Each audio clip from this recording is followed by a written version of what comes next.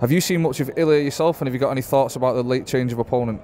No, actually, I haven't watched the fight yet. I was pretty busy today, so I'll maybe watch the fight tonight. But you know, I'm really confident Gegard's gonna do the job. You know, and him stepping up late, and I don't think he's gonna. You know, if Gegard fight is his fight, then he should win this fight. So we've not seen too much of Gegard. He's a very quiet guy. Seems to kind of avoid video interviews where he can, and there's not a whole lot of material out there on him. When he does answer questions and stuff, he seems almost shy.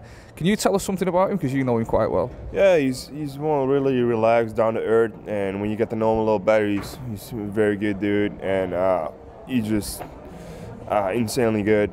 Standing up, he's really elusive. You know, it's really hard to hit him. He's got a long reach.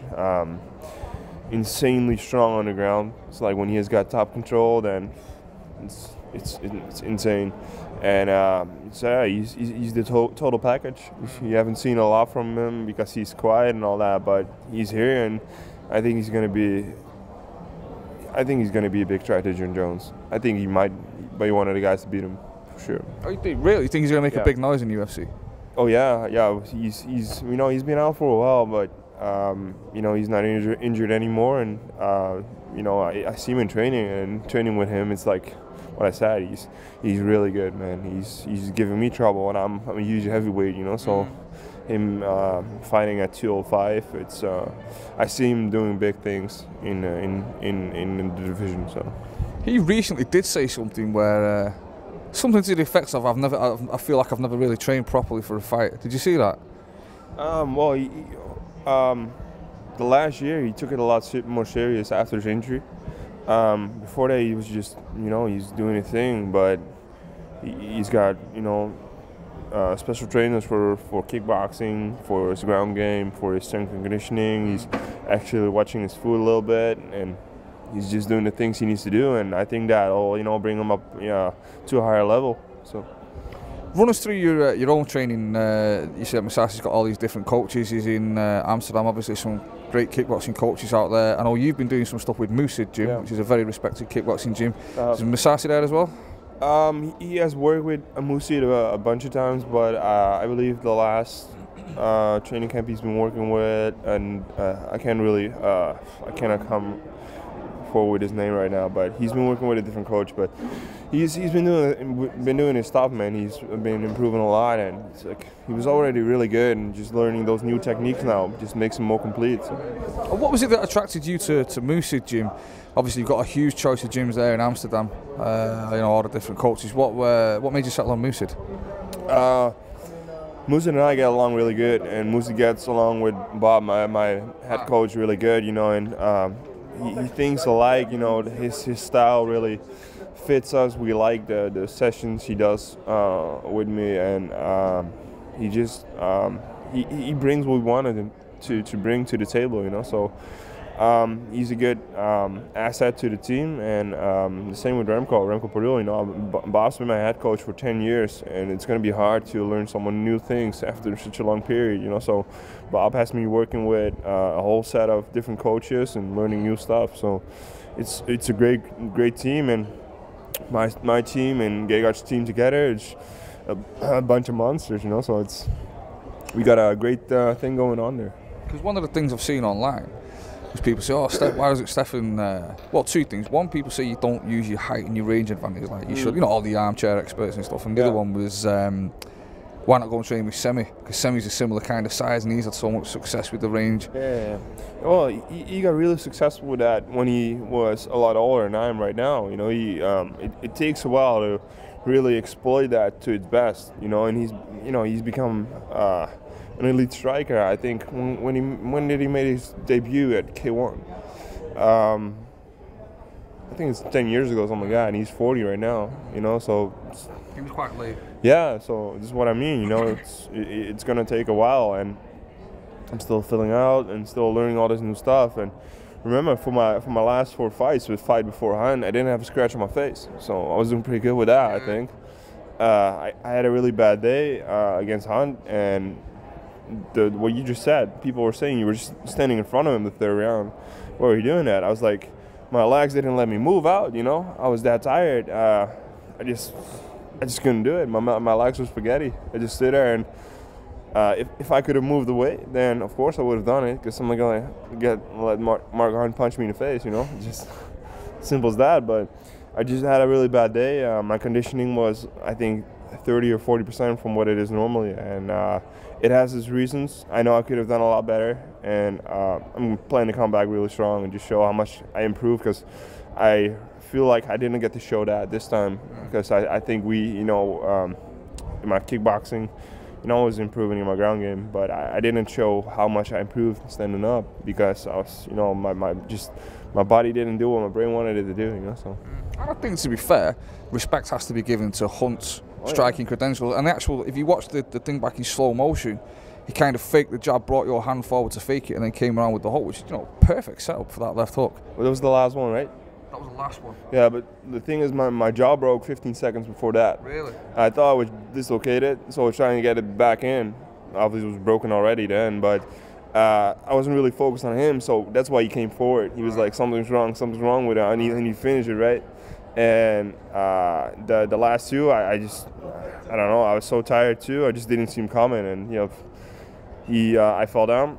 He came at me, I kicked him away, because I know everything. I just see it happening right now, and then I reached in my mouth because I felt the tooth in my jaw, and I was trying to get it out, and then I felt the jaw was like all messed up. I was like, ugh.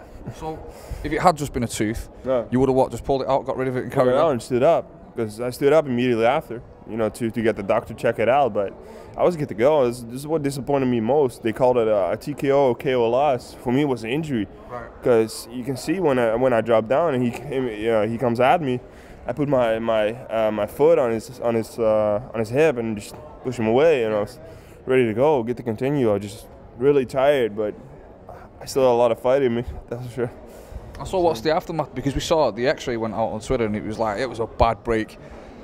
Yeah, but of course it looked really bad on the X-ray, but it was a really clean break. So they put a titanium plate in from here to here, and it feels good. I can only chew. I'm talking fine, and it's 4 weeks, so I'll be allowed to spar in about 10 weeks, and I'll start training next week, because of the surgery and stuff. I just couldn't move a lot to just get the plates from rest to get my body used to it.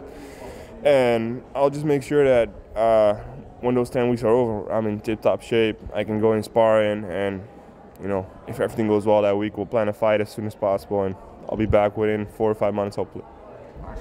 And that titanium plate on your jaw, is that going to affect like airline travel or anything, metal detectors? And No, the first time I was really curious this Tuesday to see what it did, but it didn't do anything, so I was disappointed with that. I was like, I can show it off a little bit, but if you've got a titanium plate on one side of your jaw, like, that might be an advantage. I don't know. Would it make any difference?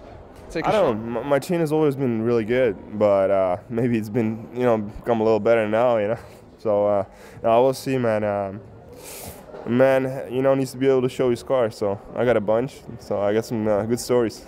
I always thought that would be a good one for kickboxers, especially like if you could get titanium plates on the shins, just under the skin, and say nothing about it. I think that's the future of like body modification. Titanium shins, maybe sharpen the elbow, something.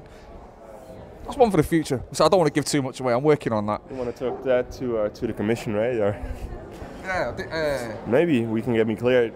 It would be fun, but I'll just sneak it in. Last question, a little bit more serious. Ramon Dekker's passed away recently, the Dutch kickboxing icon.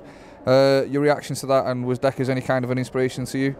Yeah, well, of course, watching his fights, he's one of the best, maybe the best kickboxer to ever come out of Holland. He's one of the only guys who did that well in Thailand. He's a national hero over there, and he got that in Holland too, but in Holland, it's not as big as in Thailand, of course, but we were actually in Japan at the time, and I woke up at 1:30, just couldn't sleep. I was just checking my phone, and then I saw a message pops up that he passed away, and I was like, what?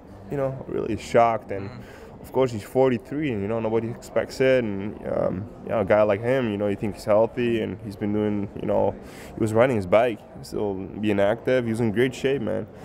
And just shocked, and big loss for the community, and especially for his family. It's crazy, man. 43 years old. Young. Yeah, way too young. So. I'd actually seen him. I'd actually spoken to him like a few weeks previous, and like you say, Yeah. you know, full of health, young, and I was actually tweeting with him a couple weeks before that. You know, it's crazy to think of that, man. Things, you know, there's a life after, you know, after fighting. When you when you have a loss like I did, you know, it's what I say to people. You can do two things. You can either, you know, go sit in a corner and be like, ah, or just, you know, take it like a man and come back 10 times stronger, and, you know, just be happy with what you have besides fighting. You know, things like that make you realize that. Very last question, as we're talking about kickboxing and kickboxers, slightly Deckers related. I've just finished watching the promo video for it.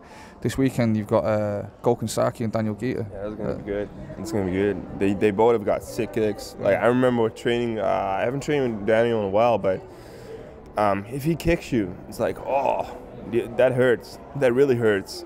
Even if he's just kicking you like at 50%, just like. But yeah, it's going to be a sick fight, man. I thought he would win the first time, and Saki's improved a ton since, man. And he's changed camps. He's looked really good since, but you never know. Geeta's looked amazing too. Just like those knockouts he has, like you don't see him coming. It's like pop, and another one goes down. You know, it's crazy. They're both really explosive, great kicks. It's going to be fun to watch, man. Where's your money going?